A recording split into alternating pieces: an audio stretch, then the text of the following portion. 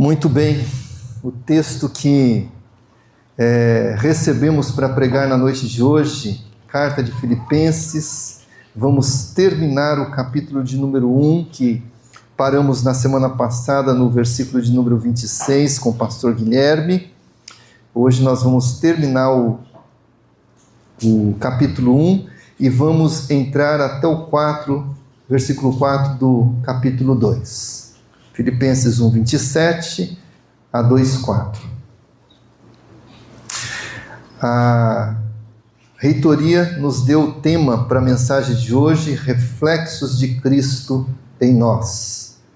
Reflexos de Cristo em nós. Unidade e humildade. Acima de tudo, vivam de modo digno do Evangelho de Cristo, para que, ou indo até aí para vê-los, ou estando ausente, eu ouça a respeito de vocês que estão firmes em um só espírito, como uma só alma, lutando juntos pela fé do Evangelho, e que em nada se sentem intimidados pelos adversários, pois o que para eles é prova evidente de perdição, para vocês é sinal de salvação. E isso da parte de Deus, porque vocês receberam a graça de sofrer por Cristo, e não somente crer nele, pois vocês têm o mesmo combate que viram em mim e agora estão ouvindo o que continuo a ter. Portanto, se existe alguma exortação em Cristo, alguma consolação de amor, alguma comunhão do Espírito, se há profundo afeto e sentimento de compaixão, então completem a minha alegria, tendo o mesmo modo de pensar, tendo o mesmo amor e sendo unidos de alma e mente. Não façam nada por interesse pessoal ou vaidade, mas por humildade, cada um considerando os outros superiores a si mesmo, não tendo em vista somente os seus próprios interesses, mas também os dos outros. Paramos na semana passada sobre um dilema que o apóstolo Paulo está considerando no final da exposição passada. É algo que parece loucura quando a gente conversa, se um crente conversar sobre isso nos dias atuais, mas Paulo está naquele conflito de morrer ou viver, né? Lembram disso, né? Eu desejaria muito morrer para estar definitivamente com o Senhor. A mente de Paulo é uma mente que tem uma clareza de quem é Jesus. Seus olhos vão sendo desembaraçados e ele vai entendendo cada vez melhor a sublimidade de Jesus. Ler essa carta é entender um pouco daquele que é o nosso Redentor pelos olhos de Paulo. E uma leitura bem feita dessa carta deve ser feita com muita dependência daquele Espírito que revelou a Paulo e pode revelar a nós quem ele é. Mas ele entende que esse Jesus a quem ele pertence, ele entende que esse Jesus que ele se sente completamente devedor, será melhor honrado se ele ainda continuar a viver. E é isso que ele trata no final desse texto que lemos e meditamos na semana passada. E aí ele fica dividido, eu não sei se eu vou ou se eu fico, né? Mas ele termina dizendo no versículo 26, desse modo vocês terão mais motivo para se gloriar em Cristo por minha causa, pela minha presença de novo no meio de vocês. Assim termina. Foi assim que o pastor Guilherme concluiu, né, pastor Guilherme? Certo ou não? A sua mensagem na semana passada. E aí então vem um acima de tudo na nossa tradução oficial do seminário. Mas acima de ir ou ficar, de estar com vocês ou não estar com vocês. Há alguma coisa que deve levar vocês a um ambiente mais sublime. Então ele agora novamente leva a pessoa de Cristo aos leitores. Aquele homem preso na cadeia, ele está lá incentivando os leitores dessa cidade, dessa igreja que é tão preciosa ao coração dele, acima de tudo.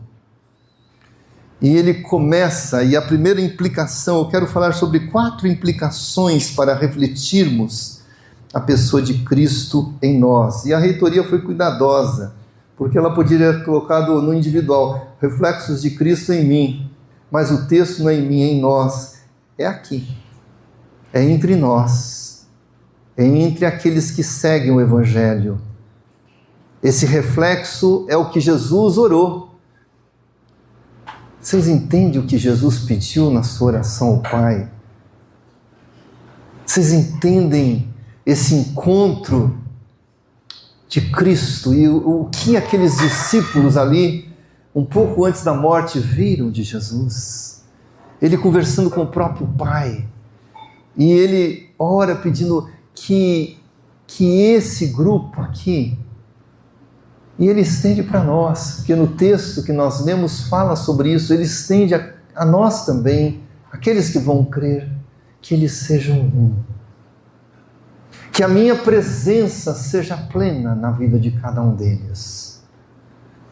Por isso existe uma expressão no início do capítulo 2, singular, que é uma expressão que Paulo usa muito nos seus textos, estar em Cristo.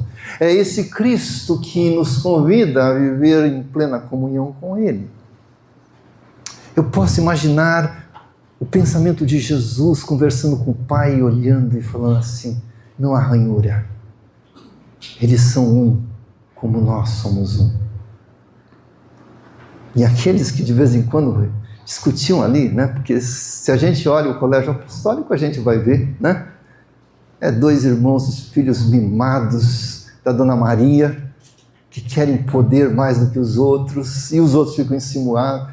Mas ele fala, o meu desejo, a minha oração, é que o João e o Tiago sejam um com o Pedro, com os demais, e que a gente seja um. E aí, eu vou refletir plenamente a minha presença neles. E aqueles que estão fora vão ver que eu estou com eles e que tu estás em mim. Esse é o desafio que Paulo está agora nos chamando a pensar nesses 8 versículos que tenho para expor na noite de hoje.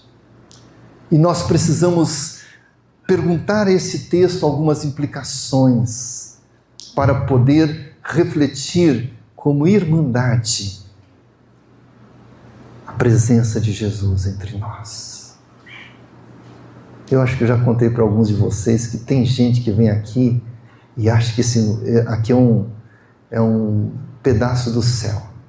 Uma vez veio uma vendedora, pastor Tiago, sentou comigo ali naquele banquinho, na frente da sala da Gigi, tem um banquinho ali que o pessoal gosta de conversar ali, né? Um banco de encontro. Sentou lá uma vendedora comigo, na época que a Denise trabalhava aqui, amiga da Denise. Ela falou, pastor, eu queria tanto morar nesse lugar. Mas por quê, né? Porque aqui a gente percebe assim, um ambiente tão fraterno. Parece que os alunos se amam. Os professores, é um ambiente de tanta paz. Eu me sinto tão bem aqui. Às vezes eu estou perturbado, eu falo para a Denise, eu preciso passar um pouco no seminário para me relaxar um pouco, para me desestressar um pouco. Quem dera a gente fosse, como disse Francisco de Assis, eu oro para que as suas orações sejam aquilo que eu ore para que eu seja aquilo que você, as suas orações. Peço que você ore para que eu seja aquilo que você acha que eu sou, né? Então é isso que nós precisamos, orar para que Deus possa nos ajudar a sermos isto. Porque aqui não é uma ideia do seminário, não é uma ideia um movimento novo. É a ideia daquele que nos chama para ser e refletir Ele.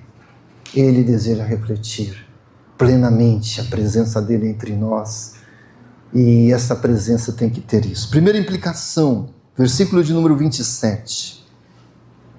Vivam de modo digno do Evangelho de Cristo. Para refletirmos Cristo no nosso meio, nós precisamos dessa implementação dele em nós, no nosso comportamento. Aqui tem a ver com o nosso andar, a nossa ética. Paulo está escrevendo a uma igreja que entende sobre cidadania, e a melhor tradução, a MVI, eu acho que tem a melhor tradução para esse texto, e a Bíblia de Jerusalém. A Bíblia de Jerusalém diz: somente vivei a vida digna do Evangelho da cidadania de Cristo. E na NVI fala sobre o viver de maneira digna a cidadania do Evangelho de Cristo. Porque Paulo está, e a palavra no original tem a ver com cidadania quando ela faz essa aplicação, porque Paulo está desejando que, e ele entende, ele está falando com uma igreja que se orgulhava, a cidade de Filipos era uma cidade que se orgulhava da posição que ela tinha. Eles se orgulhavam de ser alguém nascido em Filipos, de ter a cidadania de Filipos. E Paulo está falando assim, há uma cidadania muito melhor do que a cidadania de Filipos. E se a gente pode fazer uma primeira aplicação aqui do versículo 27, a primeira implicação é que nós precisamos valorizar o passaporte da nossa cidadania evangélica, da nossa cidadania como pertencentes ao reino de Cristo. E talvez uma das maneiras da gente entender o que Paulo está ensinando a gente aqui nessa primeira implicação para refletir a pessoa de Cristo no nosso meio, que é essa cidadania, é lembrar do ensino do próprio Jesus, lá em Mateus 11, quando ele fala: o meu jugo é suave, o meu fardo é leve. Muitos de nós não entendemos bem o que Jesus disse ali. E se a gente for fazer uma avaliação da nossa vida, provavelmente a gente vai poder perceber que a gente fala: Jesus, entra no meu jugo, anda no meu ritmo, caminhe no meu passo. Mas para viver a cidadania de Cristo, eu preciso aprender com Ele e tomar sobre o meu pescoço, a minha vida, o jugo dele.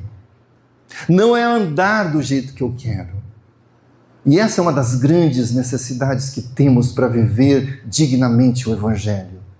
Nós precisamos andar no caminho e nos passos de Cristo. Nós precisamos ter uma tal graça gerada pelo Espírito Santo, que a gente seja capaz de ouvir a voz do Senhor, conversando e nos dirigindo. Muitas vezes nós queremos andar e Jesus parou, e nós precisamos seguir o jugo dele. Nós precisamos andar nos passos dele, e aprender com ele, e viver com ele. Andar de modo digno implica que a gente precisa tomar o jugo de Jesus como nosso jugo, plenamente, plenamente. Fazer desse jugo a nossa bandeira. Eu não sei se vocês já passaram por essa situação. Eu já fui de vez em quando ajudar em mudança. Eu acho que foi quando o pastor Phil chegou, a mudança dele chegou antes dele. Você chegou antes de você a mudança? Eu acho que foi, que eu fui lá ajudar, que chegou num sábado à noite. E aí chamou um monte de gente, foi eu lá também para ajudar. Eu lembro que parece que uma das coisas pesadíssimas era a máquina de lavar. Você já sabe que máquina de lavar é um dos, né? E aí uns 2 ou 3 pegaram lá, e eu fui só ali meio que fazendo de conta que eu estava carregando peso, né? Porque o peso maior os outros já estavam carregando. Jesus está nos dizendo isso. Nós muitas vezes estamos carregando um peso que ele falou: Jessé, esse não é teu, é meu. Andar de maneira digna da cidadania significa que nós precisamos valorizar esse passaporte do andar com Jesus, a maneira como nós vivemos o Evangelho de Jesus, os códigos de Jesus, a nossa maneira de viver. Primeira implicação, para a gente refletir Cristo em nosso meio, nós precisamos valorizar o nosso passaporte de cidadão do reino de Cristo. Vocês já viram o pastor Frank, né? De vez em quando ele chega com aquele passaporte da Áustria, né, dona Glorinha? E ele se gaba. Eu tenho um passaporte europeu, né? Sou cidadão europeu. Né? Paulo está dizendo assim, há uma cidadania muito melhor do que esta. E você precisa viver de uma maneira digna. Isso não é simples. Eu preciso estar sob o jugo dele. Eu preciso andar no ritmo dele. Eu preciso converter a minha vontade na vontade dele. Isso é viver de maneira digna do Evangelho. Segunda implicação, ainda no versículo de número 27. Para que, ou indo até vocês para vê-los, ou estando ausente, porque ele volta ao dilema do versículo 26. Pode ser que eu morra e não esteja com vocês. Se eu estiver presente, se eu estiver ausente, mas se eu estiver ausente, mas vivo, eu quero ouvir a respeito de vocês. Fala de testemunho. Refletir a pessoa de Cristo entre nós fala do nosso testemunho, daquilo que nós vivemos. E novamente eu quero pensar com vocês no que Jesus orou, no que Jesus pediu ao Pai, que eles sejam um.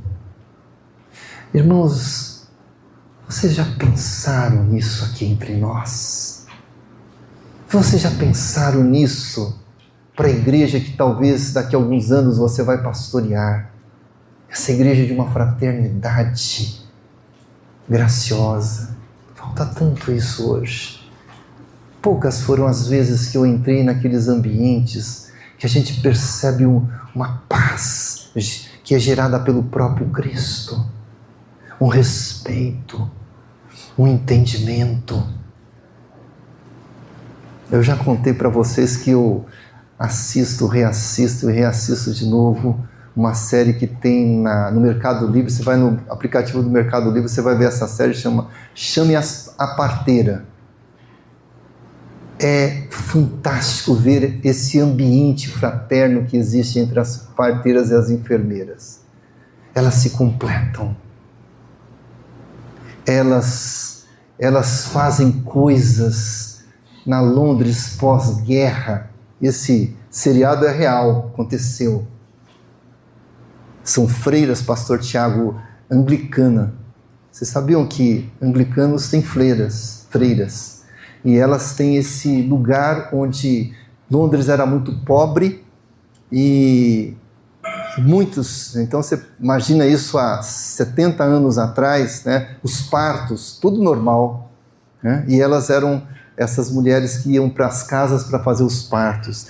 Mas a singularidade, eu sempre falo para a gente, assistir um episódio das parteiras é fazer uma verdadeira devocional, porque elas têm essa clareza do amor, da fraternidade, da presença de Cristo. Elas começam o dia com silêncio e oração. E é isso que Deus deseja, é isso que Jesus pediu ao Pai. Eu quero que os alunos, eu quero que entre alunos e professores, entre professores, alunos e moradores, haja um ambiente onde a minha presença seja refletida plenamente entre eles, para que eu ouça quando de vocês, igreja de Filipos, que vocês estão firmes em um só espírito. E todos os bons comentaristas dizem que esse Espírito não é com letra minúscula, mas é o próprio Espírito de Deus, porque é Ele que pode fazer a gente viver a unidade em Cristo uns com os outros. Vocês possam juntos, firmes em um só Espírito. Então essa determinação, esse desejo, esse anseio, né, que vem do próprio Espírito de Deus, como uma só alma, lutando juntos pela fé do Evangelho. Não é por qualquer coisa.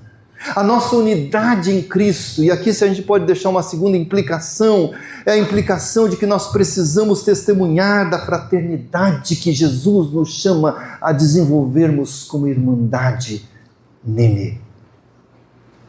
E existe nessa fraternidade um bem maior. Não é porque a gente é diferente, a nossa diferença não é uma diferença por qualquer coisa, é porque existe uma fé, é porque a gente crê num Evangelho, e esse Evangelho tem a ver com coisas que estão além do nosso alcance. Esse Evangelho vai mudando e transformando a nossa vida. Como é importante isto! E a presença desse Espírito que pode gerar essa fraternidade. Esses dias eu estava estudando sobre o avivamento de Gales. É interessante a gente ver o que Deus fez ali em Gales. Esse ambiente de amor que Deus foi gerando. Aquelas pessoas rústicas foram sendo transformadas e refletindo Jesus. Os jogos dos domingos foram falindo porque eles estavam se envolvendo com o Evangelho. É interessante que dentro do avivamento envolvia também as crianças. Dizem que os cavalos ficaram desconfigurados. Sabiam disso? Porque os donos dos cavalos, eles xingavam, eles eram muito maus com os cavalos, e quando eles se convertem, eles mudam, eles começam a ficar dóceis com os cavalos não sabiam mais, perderam a referência dos donos. Porque o Evangelho faz isto. Ele vai gerando essa comunidade, é o Espírito dele que vai produzindo essa essência de Jesus em nós. Deus deseja, essa é a oração de Jesus por nós, para que eles sejam um, que eu possa ouvir deles a respeito de vocês, ó crentes de Filipos. Talvez aquelas reuniões que vocês ainda fazem lá à beira do rio com a Lídia, ou na casa do carcereiro. Pode ser que aquela ex-escrava agora se tornou uma dona de família e também faz parte dessa igreja. Eu ouço a respeito de vocês, desse testemunho de que vocês estão firmes em um só espírito, como uma só alma, e vocês lutam juntos, não por qualquer coisa, mas pela fé do Evangelho. Pela fé do Evangelho. Primeira implicação, nós precisamos valorizar a cidadania, viver o jugo de Jesus. Segunda implicação, nós precisamos testemunhar dessa fraternidade que o Espírito dirige, nos une, para que a gente lute. Há uma luta. O texto fala de luta, mas uma luta na fé pelo Evangelho de Jesus. Versículos 28 a 30, uma terceira implicação que eu quero deixar para vocês. Nós precisamos também entender as dimensões do nosso combate, refletir a pessoa de Cristo entre nós, é entendermos as dimensões do nosso combate. Olha como começa o versículo de número 28. Em nada se sente intimidados pelos adversários. Viver, refletir Jesus, é a gente ser tomado pelo poder de Deus de tal forma que a gente já não tem mais timidez do pecado. Dos adversários, porque para eles é clareza de perdição, para vocês é um sinal de salvação. E tem um detalhe aqui no texto: isso da parte de Deus. O próprio Deus vai conversando com a gente e vai nos mostrando a dimensão do nosso combate, que vai além de só crer, lutar junto pela fé. Aqui ele vai aprofundar que refletir Jesus é poder entender que esse evangelho vai me levar e ia levar os crentes ali a sofrimento. Vocês me viram, ele vai falar isso no versículo 30. Vocês viram o que eu passei quando estive aí. Vocês precisam estar prontos para esse mesmo tipo, por essa natureza de vida. Refletir Jesus implica que nós precisamos entender que na dimensão do nosso combate, muitas vezes, nós vamos ter que passar por sofrimentos. No final do ano passado, eu tive na missão de Asas do Socorro e eles já tinham me compartilhado sobre o que o pastor Phil e a Lúcia trouxeram e a Carol trouxeram aqui hoje. As dificuldades, mas nós não precisamos e não devemos nos intimidar. Nós precisamos entender que a nossa luta, ela tem uma clareza, ela tem uma direção, ela tem uma presença. O que para eles é sinal de derrota, para nós é sinal de salvação. E esse sinal não vem de algum especialista, uma pessoa competente, vem do próprio Deus, conversando com a comunidade onde ele reflete a presença e a pessoa dele. Porque vocês receberam a graça, que importante o versículo de número 29, receberam a graça de sofrer por Cristo e não somente de crer nele. Esse período que Paulo está escrevendo, e se a gente vira as páginas das próximas décadas, vocês vão ver que há uma profunda perseguição à igreja.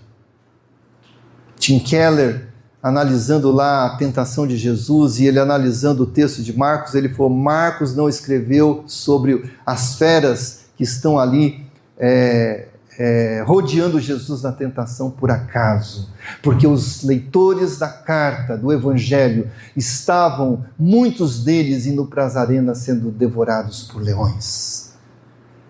Nós precisamos entender que viver o Evangelho é ter a oportunidade de uma entrega muito maior e mais intensa, e de sofrimento por causa deste Evangelho. Isso é algo muito importante. O que Deus nos mostra nesse texto é algo muito importante. A terceira implicação de podermos entender as dimensões do combate que nós vivemos por causa do Evangelho para refletir Cristo é essencial, pois vocês mesmo viram em mim. Vocês viram que eu fui açoitado sem julgamento. Vocês viram onde nos colocaram depois disso. Vocês viram o nosso comportamento, porque o carcereiro ouviu nós cantando na cadeia, com alegria. Ele convida, e Cristo convida a gente. Nós vivemos num tempo de muito conforto, de muita abundância, mas o Evangelho requer que a gente possa fazer uma entrega que muitas vezes vai ter que levar a gente a abrir mão de coisas essenciais. E nós precisamos responder se nós estamos dispostos a realmente entender, e o que Paulo diz no versículo 19: vocês receberam a graça de sofrer por Cristo e não somente de crer nele. Para finalizar, versículos 1 a 4 do capítulo 2. Eu acho que Tim Keller pode me ajudar um pouco e voltar ao texto de Jesus. Algum de vocês já leram A Cruz do Rei? É fantástico esse livro. Quero ler algo que Tim Keller trata no primeiro capítulo dele, chamado A Dança. Nas palavras do meu autor favorito, C.S. Lewis, no cristianismo, Deus não é algo estático, mas sim dinâmico, uma atividade pulsante, uma vida, quase uma espécie de drama. Quase que, se eu não me achar irreverente, uma espécie de dança. O teólogo Cornelius Plantinga leva essa ideia mais adiante. E olha o que ele diz, observando que a Bíblia diz que o Pai, o Filho e o Espírito Santo glorificam um ao outro. As pessoas dentro de Deus exaltam umas às outras, têm comunhão umas com as outras, submetem-se umas às outras. Cada pessoa divina abriga as outras no centro do seu ser, num constante movimento de abertura e aceitação. Cada pessoa envolve e cinge as demais. A vida interior de Deus, portanto, transborda de consideração uns pelos outros. E se a gente continuar a ler esse capítulo, Tim Keller está dizendo assim: Deus chama a gente para entrar na dança. E o capítulo de número 2, ele tem esse convite. Se a gente pode deixar uma quarta implicação para esta mensagem de hoje, de reflexos de Cristo em nós, Deus nos convida a entrar no ambiente trinitário, onde o Pai supre plenamente o Filho. Não há rivalidade, não há maior. Eles são um, plenamente um, e um completa o outro. E se vocês leem esse capítulo, o Tim Keller vai trabalhar lá na tentação de Cristo, onde a Trindade se reúne ali, e eles se completam, numa harmonia completa, plena, sem ranhura, sem competição. É o que ele está escrevendo aqui no capítulo de número 2, de 1 a 4. Entre e reflitam a Trindade entre vocês. O desejo de Deus é que a gente vá entendendo de tal forma quem Ele é e a nossa redenção em Jesus, que o Espírito dele vá educando cada um de nós para entender o que ele escreveu aqui nos versículos 1 a 4. Portanto, se existe alguma exortação em Cristo, a de Jerusalém diz assim: portanto, pelo conforto que há em Cristo, pela consolação que há no amor, pela comunhão no Espírito, por toda ternura e compaixão, levem à plenitude a minha alegria. Olha que coisa interessante, ele traduz esse texto: pondo-vos acordes do mesmo sentimento. Interessante isto, aquela orquestra onde existem os acordes que vão dando beleza à música. A Trindade nos chama para esse ambiente pleno de amor, um ensaio dos céus, um ensaio da eternidade, uma concretização do que aquela vendedora pensou de nós, porque Deus pode fazer isso no nosso meio.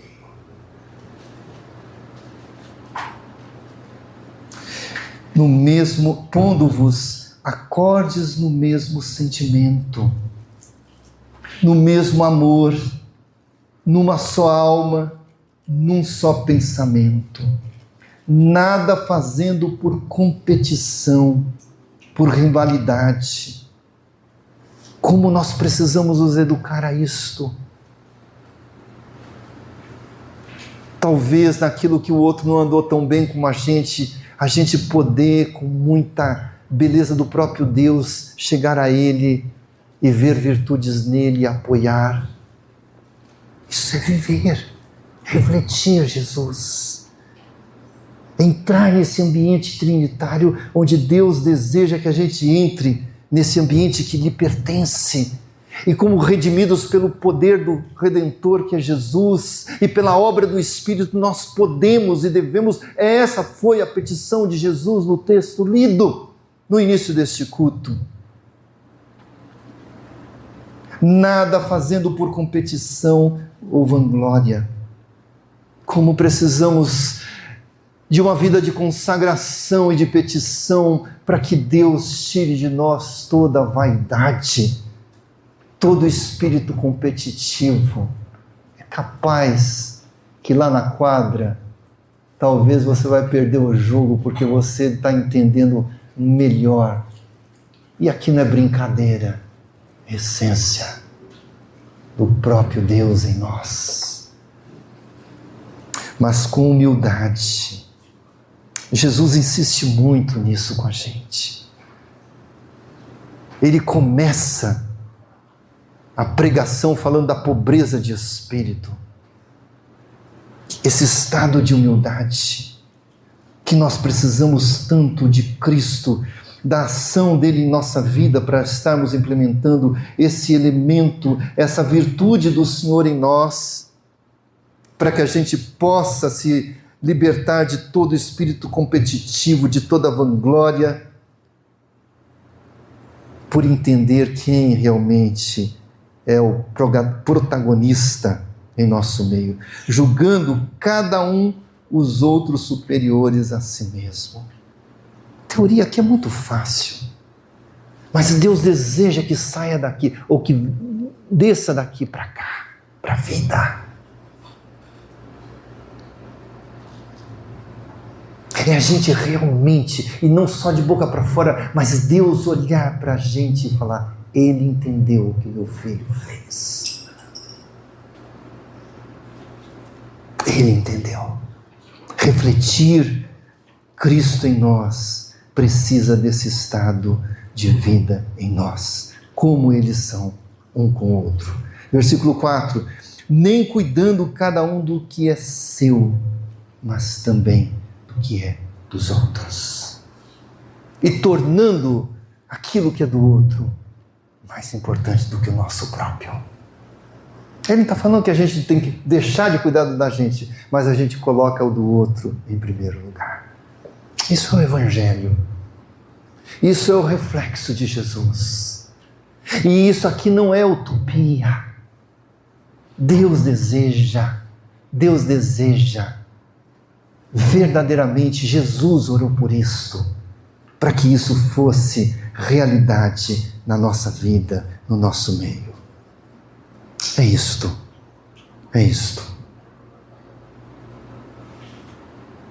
Foi domingo ou segunda? Domingo, Oscar, né? Talvez a gente possa fazer algumas aplicações olhando para o Oscar.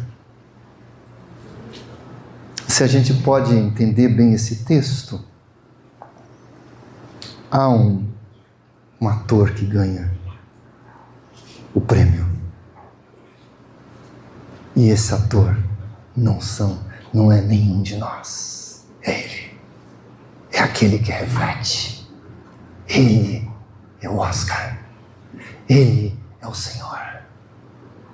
Ele orou e ele deseja implementar isso em nós pelo Espírito dele, para refletirmos plenamente a Trindade no nosso meio. O grande projeto de Deus é a ressurreição.